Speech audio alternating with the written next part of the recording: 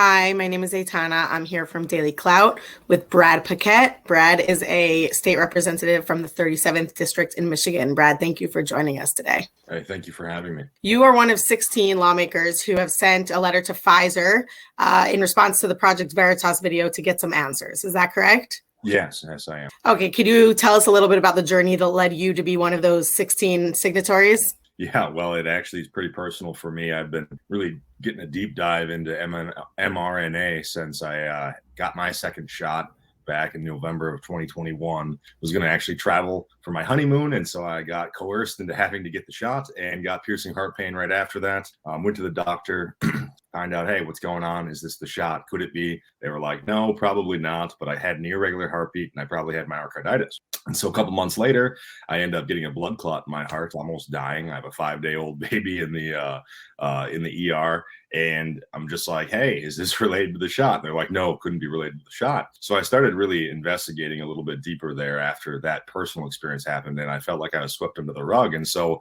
been spending a lot more time on Twitter, especially after Elon Musk took it over, and found myself in a couple Twitter spaces with Project Veritas and listening to what they were doing. And the Frankenstein science that this guy was describing, Jordan Walker, was just an outrage. So in my capacity, I've put my name, I've voted for a lot of state, federal dollars going to supply the vaccine for people who wanted to have it. And that's something that I'm starting to begin to regret because figuring out what we funded is something that I'm struggling to get answers with. And we're going through all the individuals who signed on to the letter and are pursuing these answers. We've got all these back channels with government affairs people, and we're just trying to ask basic questions. And I've got these lines out of, did this guy even work there? In what capacity? Can you answer that? And so I haven't heard back yet. We're figuring out how to escalate where we need to go from here, because this isn't something that we're going to let go away. And I know in Portage, Kalamazoo area, that's in my backyard, it's right near my district, they have a global headquarters there for manufacturing. And so Pfizer is a big part of Michigan. They have a strong influence, and they need to provide answers, especially to something that is as glaring as this. And I'm very grateful for the work that Project Veritas, because everyone's like sensing something's out there, something's amiss. But individuals that come out and ask questions, they get roasted. They get the wolves come out for them, whether it be Peter McCullough or all these other leaders that are being stripped of professorships and board positions and things. They come out for you. And same thing is true with anybody in politics. And I have plenty of colleagues who are hesitant of being involved in this, because when you start asking questions and not being a good old boy just pushing yes or the button for whoever tells you to, then they start coming after you, and that I guess that's scary for some, but not for me. And this is something that needs to be pursued to the full extent. Well, thank you for doing what you can in your capacity to push back.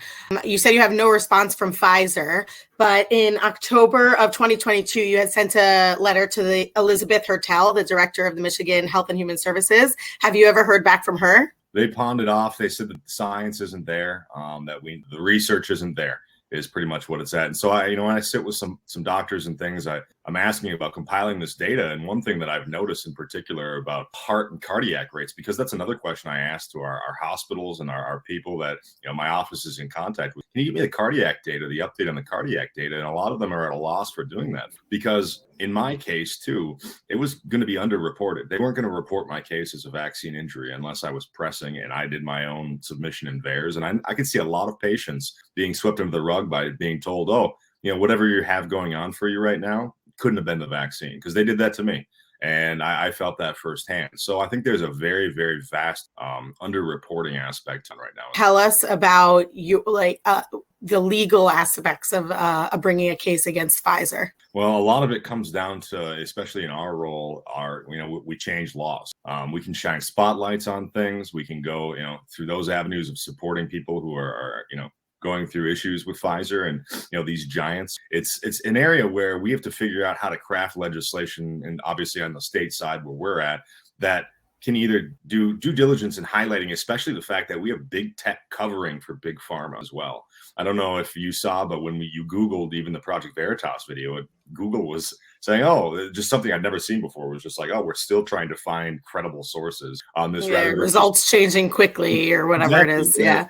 So it's an uphill battle in the sense that I don't want to put a law out there for a press release. I know some people enjoy that. This is personal for me. It's personal for many other of my colleagues, because we have a lot of individuals who are vaccine injured, and they are swept under the rug. They have no voice, and they feel that way. They feel isolated. And so figuring out how to do this well is difficult. And we're not just going to put a law out there hastily to try to just say, oh, and I get a press release and it goes away. That's not what this is about. And we need help. We need people from other states. We need fellowship with others in other areas who are approaching the same issue as well. I'm following other states that are, putting bans on ads and things like that. That's an area where I'm going down as well with the ads, and just saying that, hey, with these state dollar funded ads, put out there that these vaccines are causing myocarditis and they're causing these issues for people, especially younger males. Like, that's something that we know, and that is happening, and that needs to be conveyed in the advertisement, putting on Hulu for cartoons for kids and things like that. And so, with legislation though, I think it needs to be crafted in a way that's able to address the fact that big pharma is being covered for by big tech. That's another aspect of this, because the narrative is what controls public opinion, and public opinion is beast. And I do think people are waking up, but at a slow rate, because of the narrative and the harm that has been done, that is being controlled by big tech. I agree with you. And people are waking up and kind of finding themselves in this nightmare that some of them didn't have any idea existed until either they personally had some sort of experience, or they just came across information that woke them up. The networking within the medical freedom community is so important, and it's something that I've been really inspired by watching over the last couple of years, to see the collaboration of just really individuals on Substack and anywhere else, just to work together. Are you personally aware of the project that was run by Steve Bannon and Naomi Wolf of DailyClout regarding the Pfizer documents? No, I haven't yet. That's not something I'm privy to. Okay, so actually, I think it would be very useful for you. Back in early 2022, when a judge demanded that Pfizer release their documents that they were meant to kept hidden for 75 years, Steve Bannon and Naomi Wolf put out a call to their audiences to basically come and research. And they gathered a team of 3,500 professional volunteers, data analysts, scientists, researchers, doctors. They went through the Pfizer documents. So they've now published 54 reports of evidence of lies, of cover-up of protocol, of cover-up of adverse events, and all sorts of things that they absolutely were not planning to tell anyone and haven't really told anybody. The first 50 reports actually just came out as an eBook on Amazon a couple of weeks ago, and it's real evidence. It hasn't been refuted yet, it hasn't been challenged yet. Pfizer hasn't issued a response. It's if that's something that your team wants to take a look at, I highly recommend just checking it out, because it's really the teamwork of thousands of Americans coming together. Yeah, and that's the essence of what it takes too, to build some momentum. And the fact that those individuals that are at the vanguard doing some of this work, they take the arrows, and some people get afraid of that, but a lot of other people are like, hey, well, why are you persecuting this person? Why are you attacking this person? We're seeing that at an all-time high, where you ask a question and you're being branded as anti-science, or you're a conspiracy theorist, and that's just wrong. It's lazy. It doesn't enhance discourse, and we're seeing that at an all-time high, and that keeps people in line. I know, several of the doctors that I correspond with, they're all on a different spectrum. A lot of them are, ready to keep their head down, not ask too many questions. I actually switched one of my cardiologists, and I, got a younger guy who entertained my conversation. He's like, yeah, we're seeing a lot of young people in the cardiac units these days, and we're trying to figure out what that's related to. And so he entertained my conversation until I think he was told, hey, might need to back off from this. And, so he did. So seeing that in real time it's just a phenomenon that I never thought I'd be experiencing in the United States. Yeah, I mean, and in certain places they're trying to make that official. In California with the bill of AB 2098. I just spoke with one of the doctors there, Dr. Katibi, and she was describing how the judge struck that down, at least for a temporary injunction while the case continues to go forward. But as the state of California was attempting to penalize doctors for giving over COVID misinformation in their private practice room with patients, and thankfully a group of doctors stepped up and knocked that back. So hopefully we can continue that momentum, but it just seems like the battles are popping up everywhere. Yeah. No doubt. And then the issue too, another underlying aspect of that is that most people want to give people in the medical field the benefit of the doubt.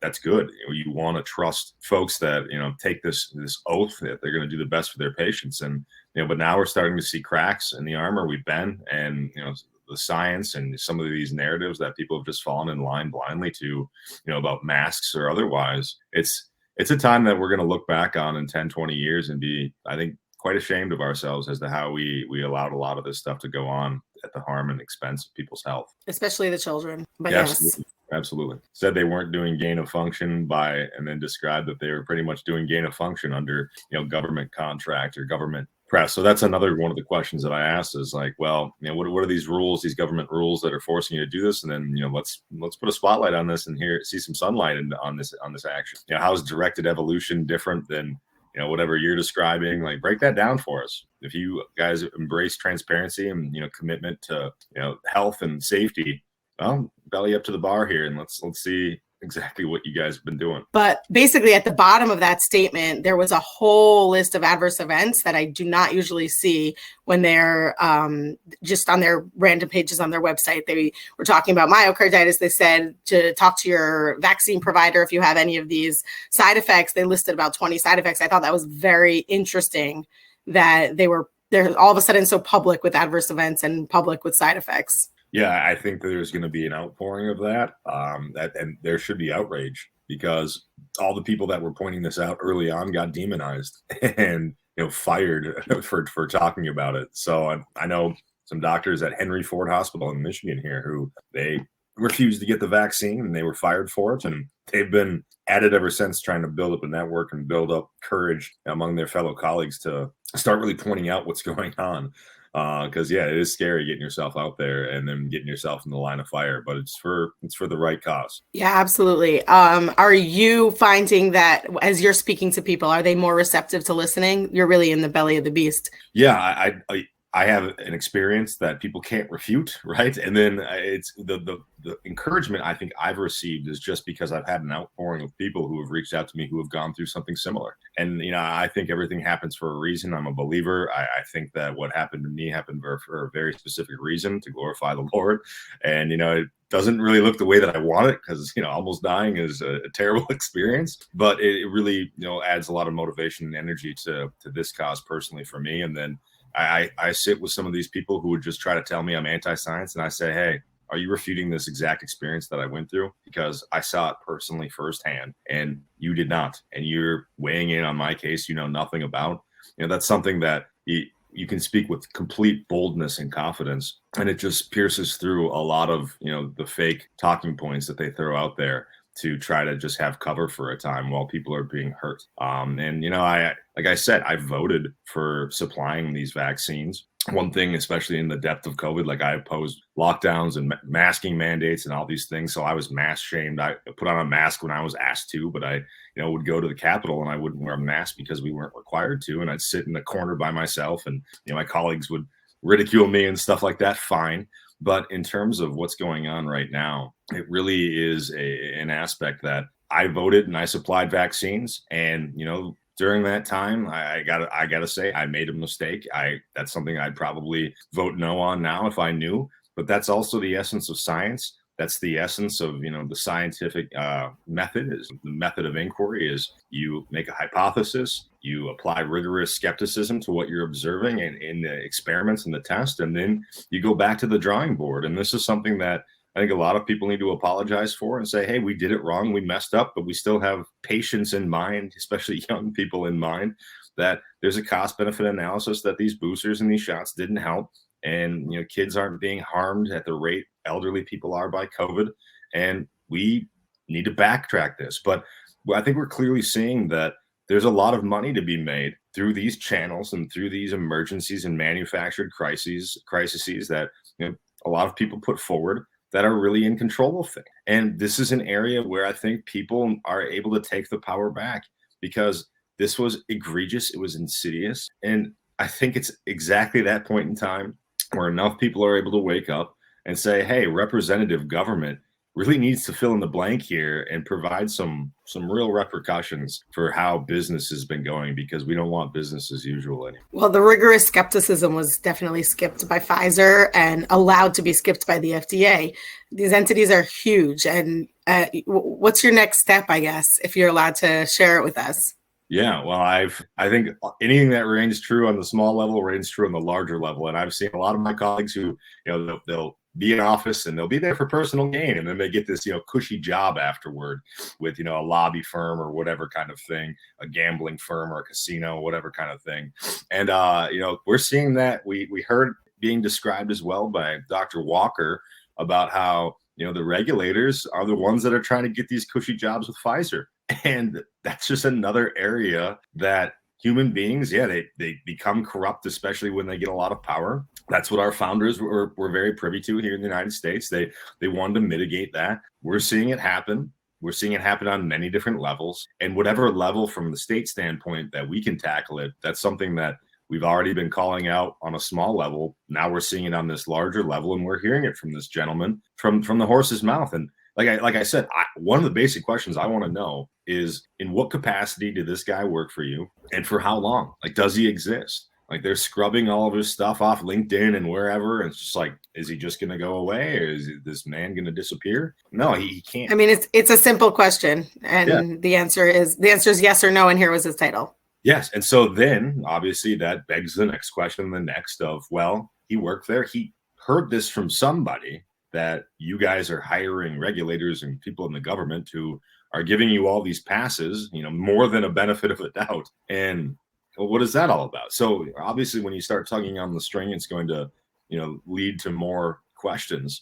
But like I said, especially in the state standpoint, well, a lot of us are just normal people. I was a former teacher. I, joined the legislature to bring about education reform.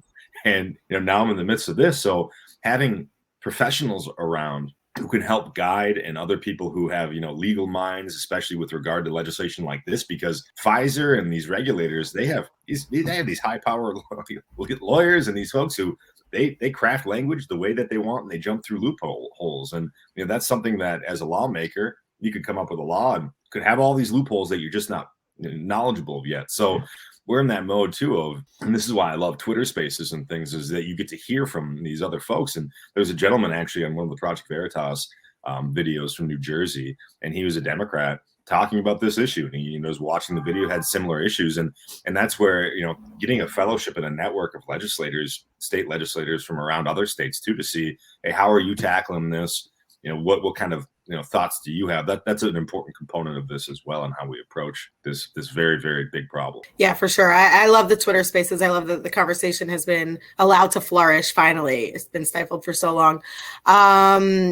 Where can people find you? What can our audience do to help you in this battle? I think just reaching out. You reached out after I think you saw me on Emerald Show, and I'm grateful for that. And that's what this is all about, where you meet these other folks who are, allies to the common cause here that we all are, I think, energetic about.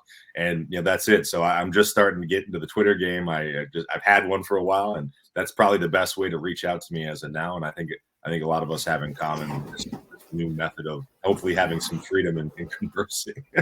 Yeah, and it's great. I love these conversations. I love that they're happening. So everybody follow Mr. Paquette on Twitter. Also, I will send you information about the Pfizer documents and that book if you're interested in seeing it. And let's just keep fighting, right? Thank you so much. I'm happy you're healthy also. Hey, thank you so much. And as long as I'm on this earth, this is going to be a battle I'm going to be fighting in. So I appreciate you. Thank you. Thank you so much. Right. Take care now.